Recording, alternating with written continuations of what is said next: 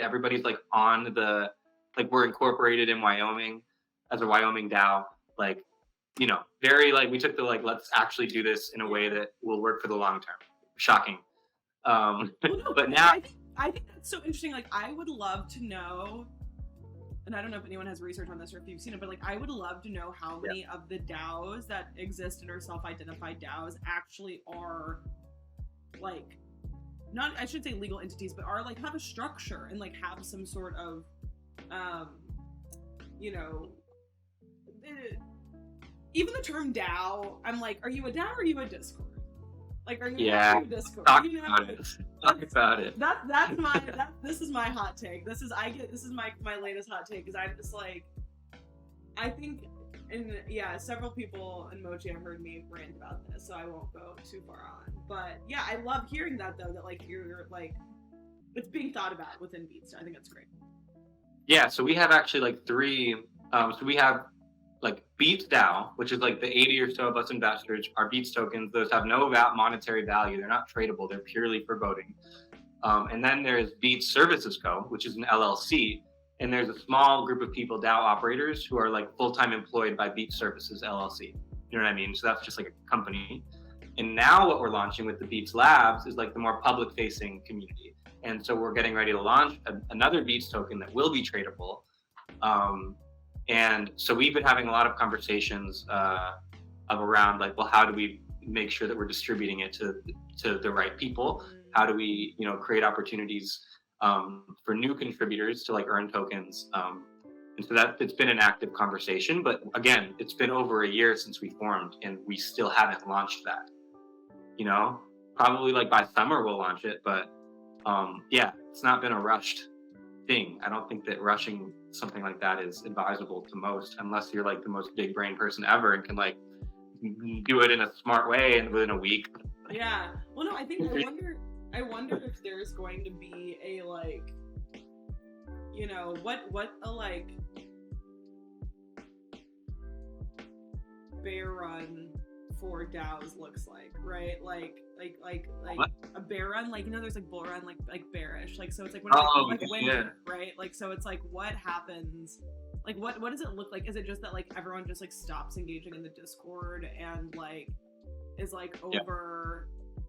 Again, because Discord feels like the only kind of like way beyond the things like the groups that have like physical kind of like elements or like a core, like Shifi has like a course and like, there's like other ones, like cabin, like a real cabin.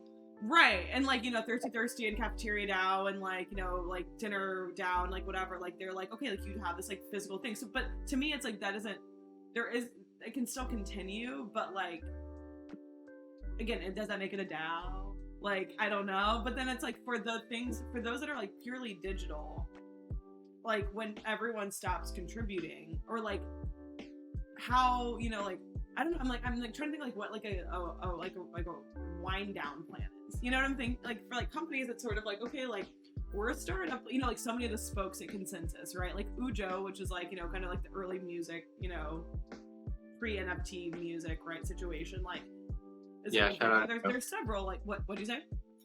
I just said shout out Ujo. Shout out Ujo. I'm like, when Jack was talking yesterday, I was like, R.I.P. Ujo.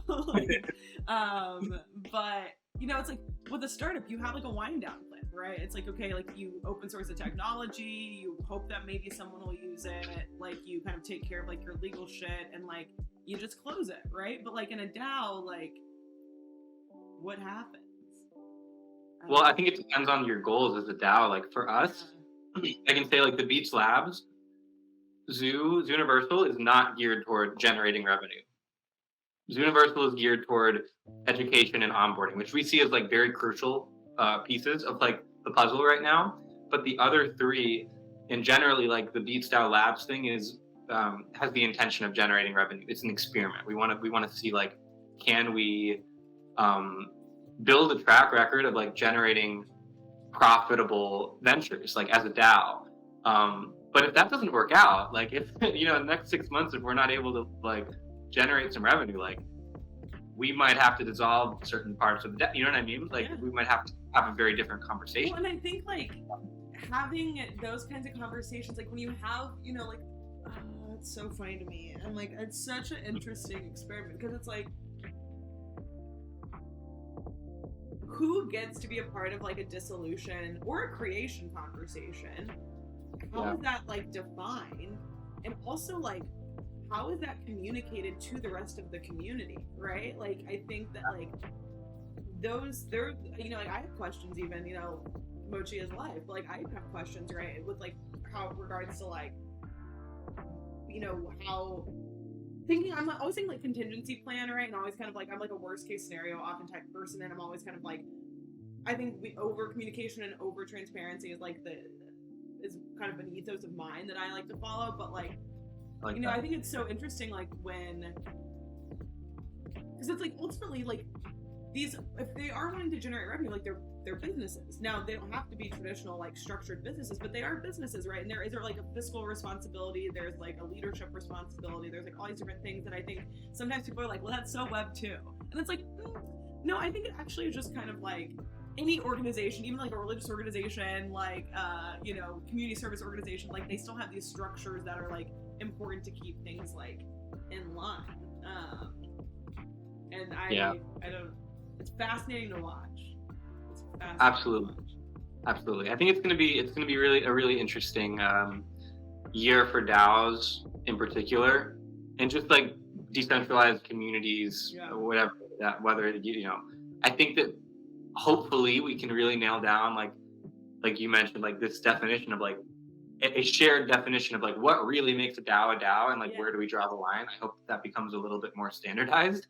But just seeing like, it's awesome though, seeing communities, like it's so cool. It's like, it feels like student groups, like you talked about building a student group in college. It reminds me of like building student groups in college, and like where it's like, and we're gonna have a pizza party club, and we're just gonna make pizza, you know, or like we're just gonna do like all these like special interest groups popping up, and it's like, yeah, fuck it, just do it, just like make it. And like it's cool to see, but then you add in this like monetary incentive element that's like cognitive dissonance. like, oh no. Money. Actually, the thing I like most about Mochi is that it reminds me of my favorite student group, my favorite group that I've like ever been a part of, which was called Warrior Theater Collective.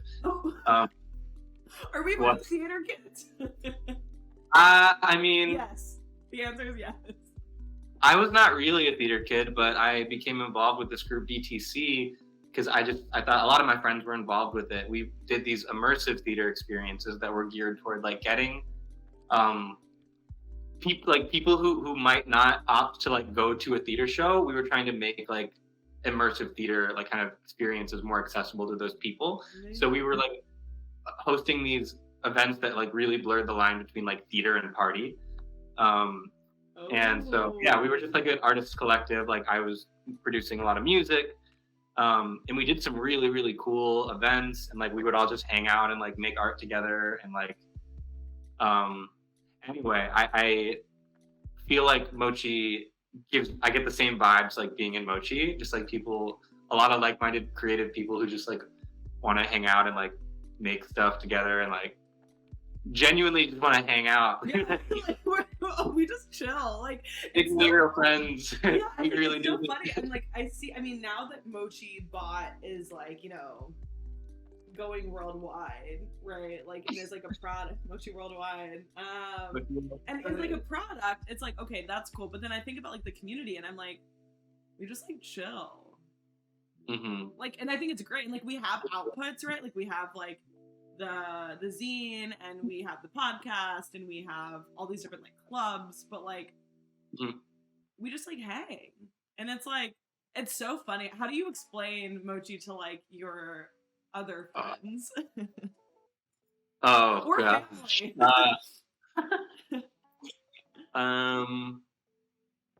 I mean, I use the Crypto Social Club like moniker. Okay. I feel like I was trying to like explain, if I say it's a DAO, then like a lot of people, I lose people right there. But Crypto Social Club, like I've found does kind of work. I usually explain it without even getting into any of the intricacies of how MochiBot works, to be honest. Usually I'm just like, we are a decentralized community of like people who like track personal goals together and like throw really great parties. Something like that. Yeah. No. If people probe, you know, people want to talk about tokenized communities and DAOs, and we can do that, but usually they don't. Yeah. I like that crypto social. Yeah, I still don't know how. I mean, my family, it's funny, like, I'm very close with my mother and, like, my grandmother. My mother and grandmother, they follow, if they haven't followed you on Instagram, careful, they might, because, like, they literally follow, they're, like, anytime I tag someone or, like, in a picture of someone, they know everyone. They know Maggie, they know Gabe, they follow them. That's awesome. They're, like, very engaged. It's really cute. But my grandma actually came to Maggie's to host classic albums by women, which I would love to bring back. It was like listening. We'd like have like listening parties for like, she'd like pick a few songs from an artist and we'd like all listen together. My grandma actually came to the Carole King one, which was like really cute. Oh, yeah, she was like on Zoom and was like, when this song came out, which was really sweet. But it's funny because I just call it Mochi. Like I'm just like my Mochi friends, so like my Mochi family, and they're like, oh, is that like a Mochi thing? I'm like, yeah, this is a